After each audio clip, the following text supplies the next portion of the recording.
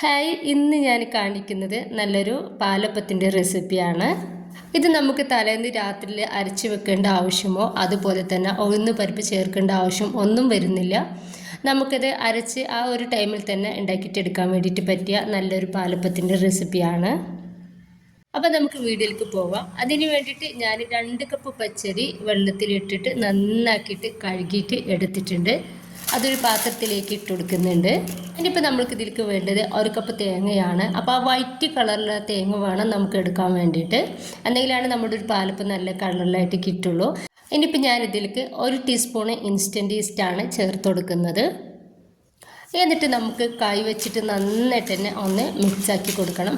ഒരു 5 മിനിറ്റ് നമുക്ക് ഇതുപോലെ ഒന്ന് കുഴച്ചെടുക്കണം കേട്ടോ. ഇതുപോലെ ഒന്ന് മിക്സാക്കിയിട്ട് എടുക്കണം.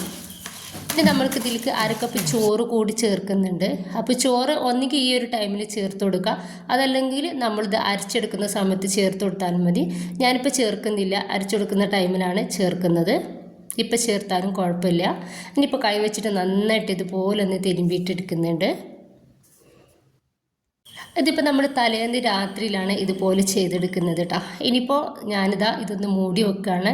നമ്മളിത് അരച്ചെടുക്കണമൊന്നും ചെയ്യുന്നില്ല, ഇതുപോലെ തന്നെ മൂടി വെക്കുന്നുണ്ട്. ഇനിയിപ്പോൾ നമ്മളിത് എടുക്കുന്നത് പിറ്റേന്ന് രാവിലെയാണ്. അപ്പോൾ നമ്മൾ ഈ ഒരു പാലപ്പം ഉണ്ടാക്കിയിട്ട് എടുക്കാൻ വേണ്ടിയിട്ട് നിൽക്കുന്ന ആ ഒരു ടൈമിലാണ് നമ്മളിത് എടുക്കുന്നത്. ഇനിയിപ്പോൾ ഞാനിത് മിക്സിയുടെ ജാറിലേക്ക് ഇട്ട് കൊടുക്കുന്നുണ്ട്. അപ്പോൾ കുറേശ്ശെ ആയിട്ട് വേണം നമ്മളിത് അരച്ചെടുക്കാൻ വേണ്ടിയിട്ട്. ഒരിക്കലും ഒന്നിച്ചിട്ട് അരച്ചെടുക്കരുത്. ഇനിയിപ്പോൾ 2 കയ്യിലിട്ട് കൊടുത്തിട്ടുണ്ട്. ഇനിയിപ്പോൾ അതിലേക്ക് ഞാൻ വെള്ളം ആ ഒരു അരിയുടെ മേൽഭാഗത്തിൽ വരുന്നത് വരെ വെള്ളം ഒഴിച്ചെടുക്കുന്നുണ്ട്. എന്നിട്ട് നമുക്ക് ഇത് നന്നായിട്ട് ഒന്ന് അരച്ചെടുക്കാം.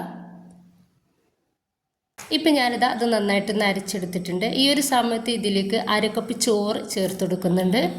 ചോറ് കൂടി ചേർത്തതിൻ്റെ ശേഷം നന്നായിട്ട് ഒന്നുകൂടി അരച്ചെടുക്കുകയാണ്. എന്നിട്ട് അരച്ചെടുത്തത് ഞാനൊരു പാത്രത്തിലേക്ക് ഒഴിച്ചു കൊടുക്കുന്നുണ്ട്. ബാക്കി കൂടി ഇതുപോലെ തന്നെ നമുക്ക് അരച്ചെടുക്കാം. 1 കപ്പ് ചോറ് മാത്രം മതി. അപ്പോൾ അതിലായിട്ട് കൂടുതലായിട്ട് വേണ്ട. ഇനിയിപ്പോൾ ആ ഒരു പാത്രമില്ല നമ്മൾ റെഡിയാക്കി വെച്ചിട്ടുള്ള ആ ഒരു പാത്രത്തിലേക്ക് തന്നെ ഇത് മൊത്തത്തിൽ അരച്ചെടുത്തത് ഒഴിച്ചെടുക്കുന്നുണ്ട്. അപ്പോൾ ഇതിലാവുമ്പോൾ നമുക്ക് കയ്യിൽ വെച്ചിട്ട് കോരിയിട്ട് ആ ഒരു പാലപ്പം ഉണ്ടാക്കിയിട്ട് എടുക്കാൻ വേണ്ടിയിട്ട് ഈസിയാണ്. അപ്പോൾ അതിന് വേണ്ടിയിട്ടാണ് ഇങ്ങനെ ചെയ്യുന്നത്. അപ്പോൾ മുഴുവനായിട്ട് ഞാൻ ഇതൊന്ന് അരച്ചെടുത്തിട്ടുണ്ട്.